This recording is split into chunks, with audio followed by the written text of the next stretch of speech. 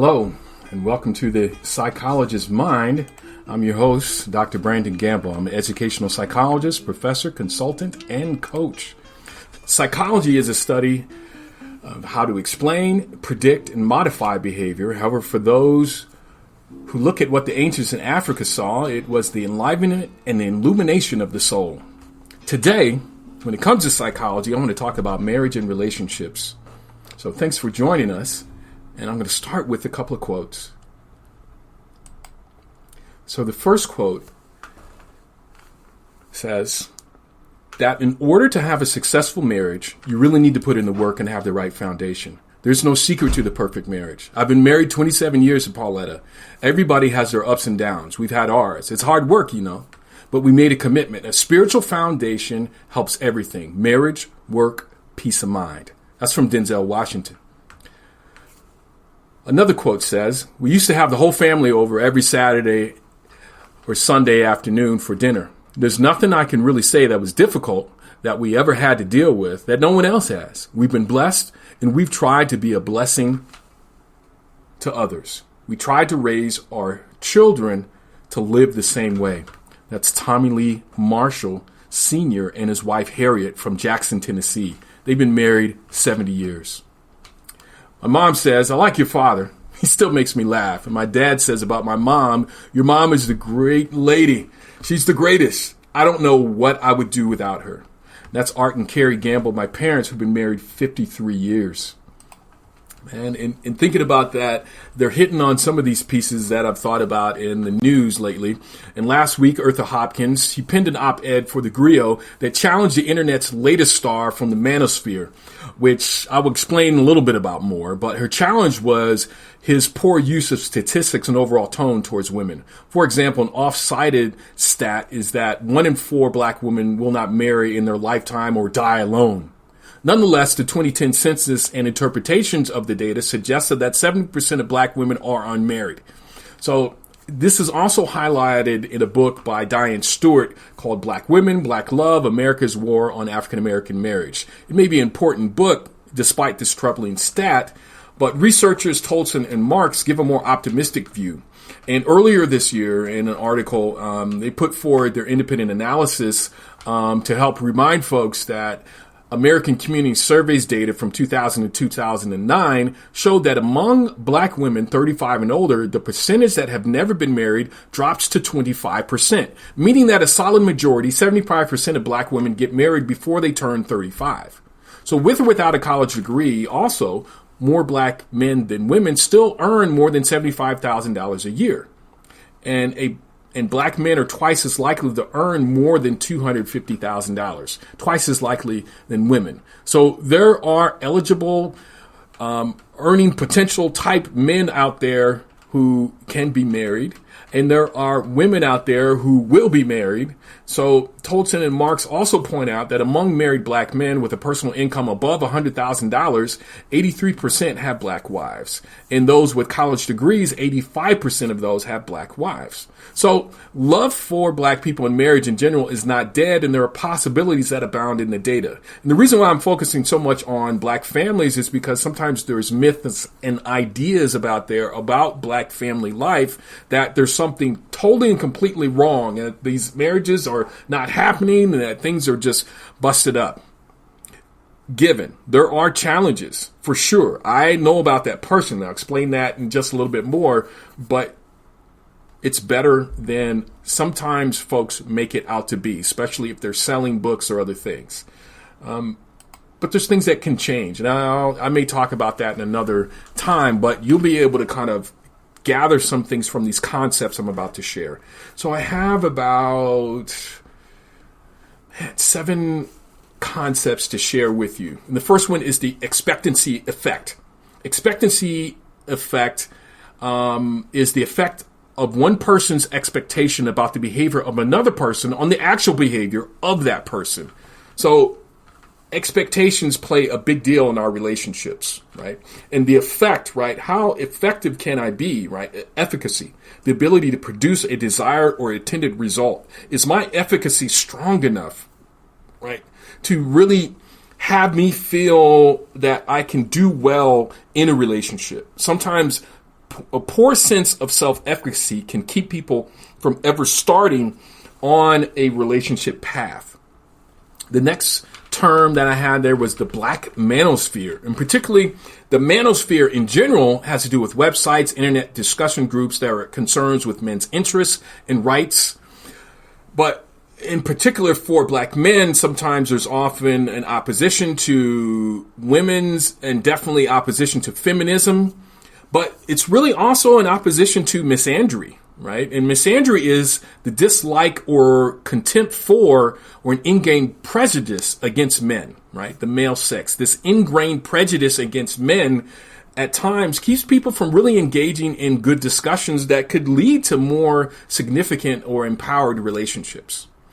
So a positive orientation is also extremely important, right? When it comes to talking about our expectations in relationships. Having an orientation focused on high self-esteem, satisfaction with life, optimism, and meaning in life, Capra says it's important, and his colleagues who did a 2009 study, they say that's important. Now, the Brookings Institute says that black people have a lot of this, despite, challenges financially compared to other groups. Certainly, black American optimism does not seem to stem from a sense of security in the present. And black people have expressed that they're concerned about their future, but nonetheless, they still remain optimistic. This is mind-blowing. This is from a 2015 study by the Brookings Institute, meaning that black people still see life as viable, particularly in the United States, right? So this last term I want to share with you is two terms. One is dissolution and the other is synthesis. So some of the factors that can lead to dissolution or constructs, I should say, that can lead to dissolution are interdependence theory, self-expansion, social networks, and other interpersonal processes, such as love and disclosure.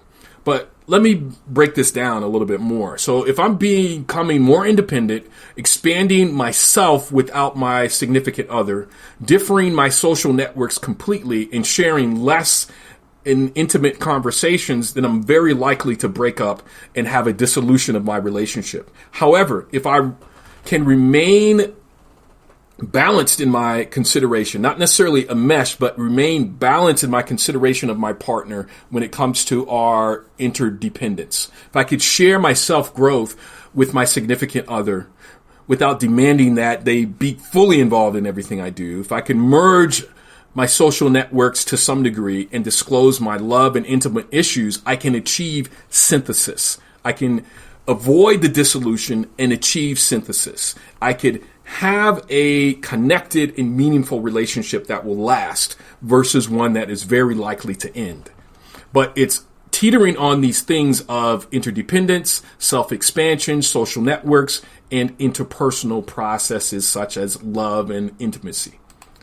So in getting into my own example, right, I'm separated from my wife after 25 years, and we're moving towards divorce, sadly. I thought my degree, a stable career, and overall life situation, right, no drugs, no drinking, no jail, religion, health, all those other good things would pull us through. However, there are challenges with expectations, societal and personal, that led us to this point.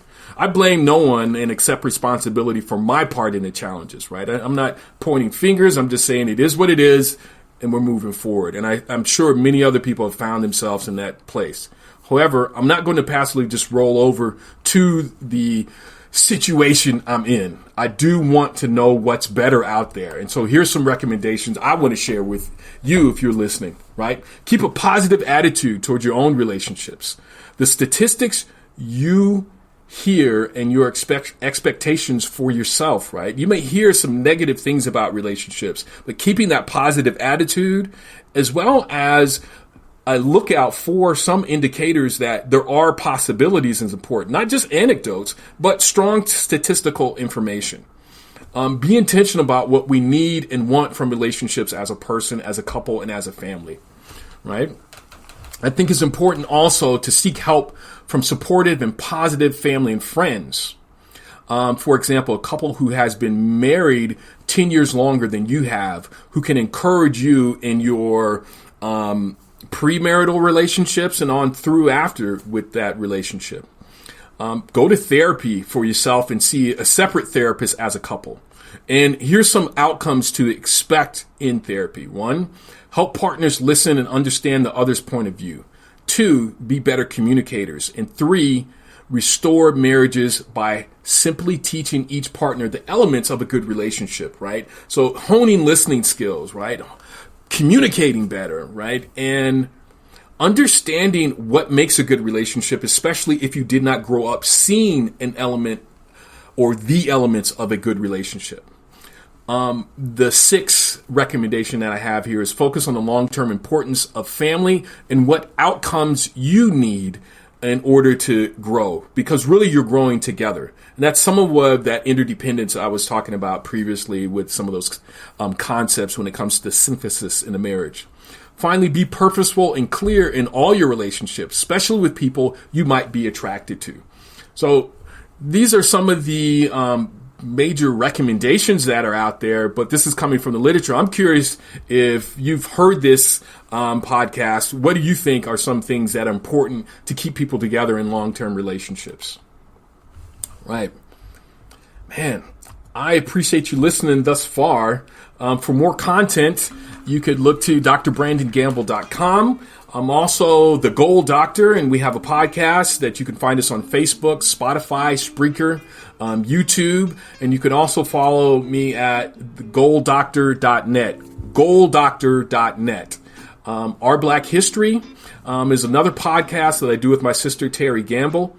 And join me next time as we talk about the latest in psychology, news, concepts, and recommendations as I share what's on this psychologist's mind. Have a great day.